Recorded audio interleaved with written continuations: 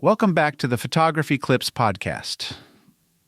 We've long made the assumption that photography is, in itself, an art.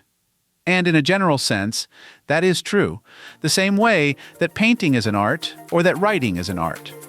But I think that we need a little bit more specificity in what precisely the art of photography is. Surveys from 2014 showed that 1.8 billion photographs were uploaded online each and every single day.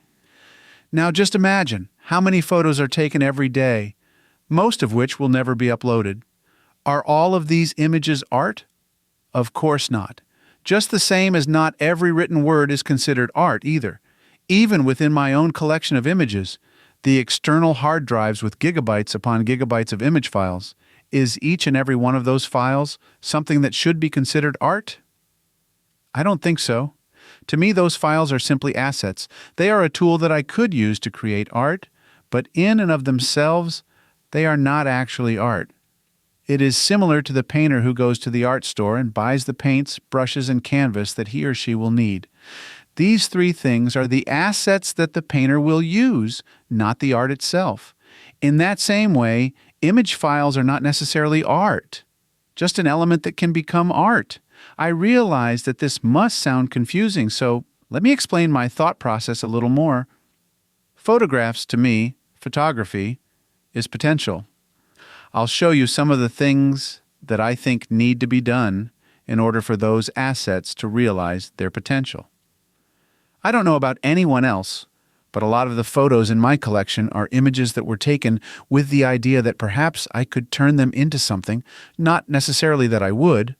Other images are parts of projects, assets that fit a chosen theme that may or may not become part of a grouping of images later on.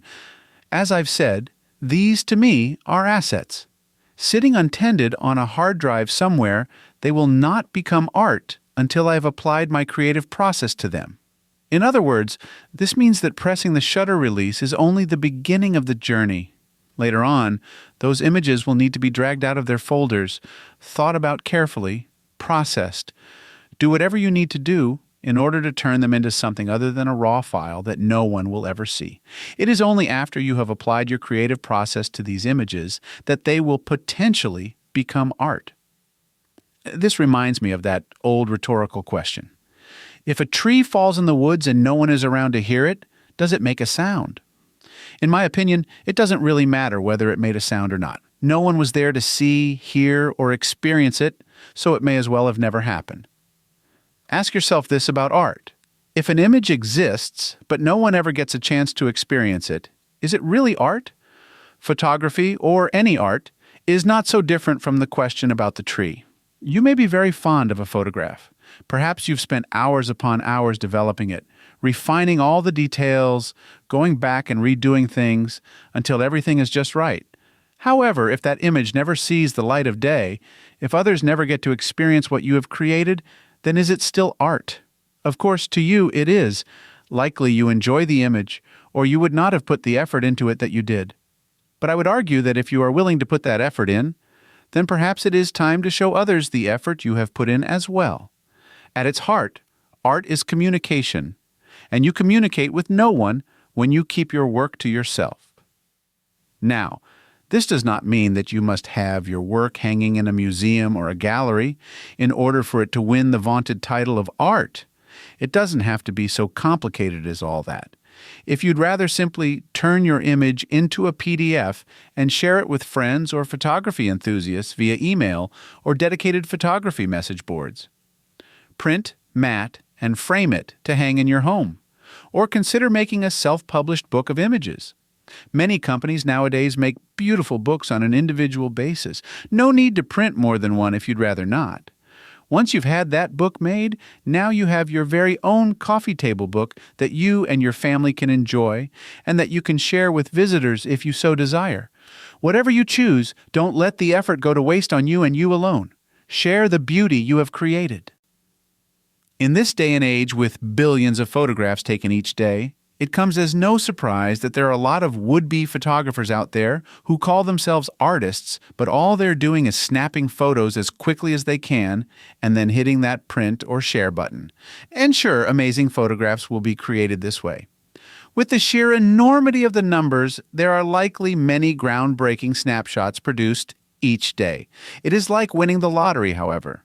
The chances are there that it can happen, but those chances are very low.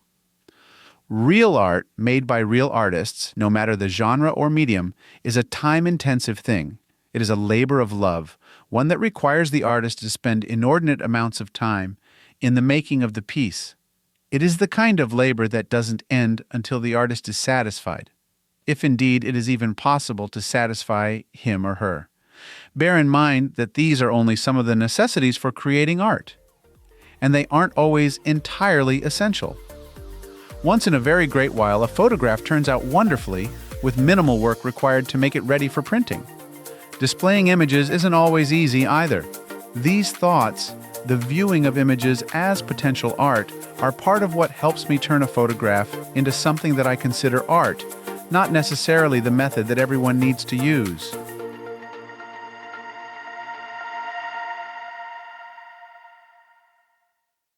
Thanks so much for listening to the Photography Clips podcast. I'm your host, Will Moneymaker. If you liked today's episode, feel free to share it with a fellow photography enthusiast.